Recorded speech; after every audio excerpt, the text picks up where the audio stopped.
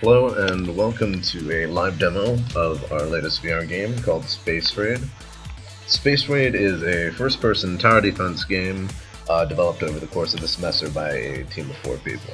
So as you can see here, we have our title screen featuring the high score of all time as well as the score for your previous round, currently 0, obviously. And soon we'll be taking a look over at the left here at the start button. And here we introduce the first mechanic of our game, which is the ability to teleport between different towers. And once you teleport here, you see the second action that you can take, which is throwing these elemental orbs, which are used to destroy robots that are attempting to get to the portal at the end of the map. Right now we'll see here we're going to throw an orb at the start button just to get started. So right off the bat, we're going to have the first wave here. Just like with many other traditional tower defense games, the enemies come in waves, and your goal is to stop them from getting to the end here. The portal at the end starts off with 20 health, as you can see here, and the amount of damage it takes is dependent on how much health the enemies have when they get to the end of the gate. We have the largest enemies, which have 10 health, as you can see here, and they move quite slowly, easy to hit. And then we have medium-sized enemies, which are 5 health, a little faster, a little smaller, and then on the opposite end of the extreme we have the very nimble 2 health small enemies, which are challenging to hit, but any orbs will kill them in one shot if you land a hit.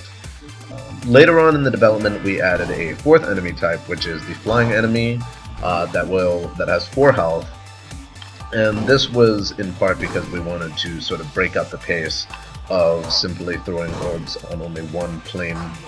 So by adding flying enemies we were able to keep the players on their feet a little bit more, but this also introduced a new problem, which is a lot of players would end up tunnel visioning during playtesting, so they would often forget that flying enemies existed at all because they're sort of sneaking up on a different path up above.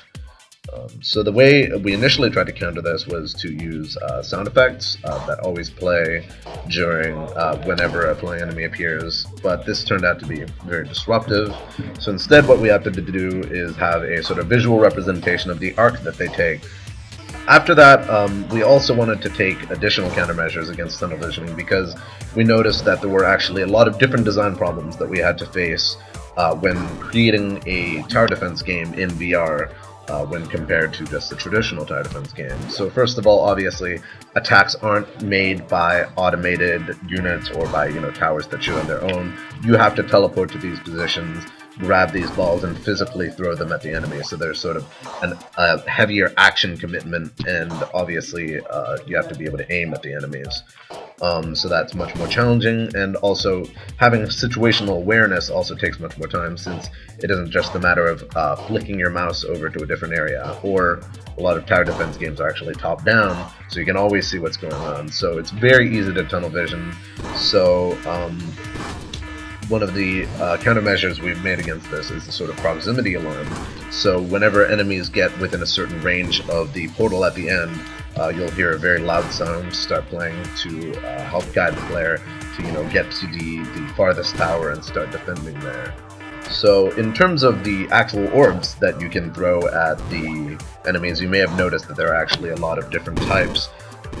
And these are generated separately on each of the towers based on a grab bag system, similar to the one that you can find in Tetris for selecting tiles. So essentially what this means is that there is a sort of controlled randomness to what orbs can spawn on the tower, so you're usually not going to get 5 of the same type. And there are 4 different orb types. There's the purple one, which is the most standard, dealing 2 damage on impact.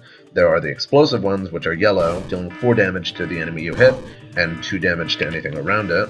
And there's the frost, which does 2 damage and creates a large slowing field for a certain time.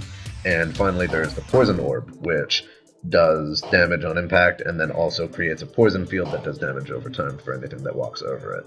And each of the towers has a different bag program, so they each have a slight preference towards different orb types to create a sort of strategic variation in that regard.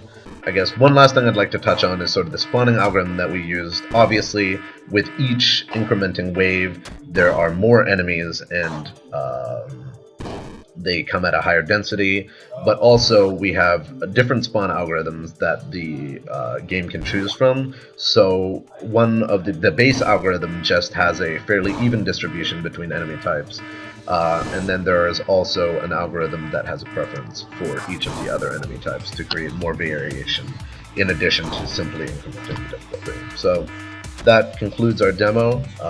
We hope you enjoyed. Thank you for watching.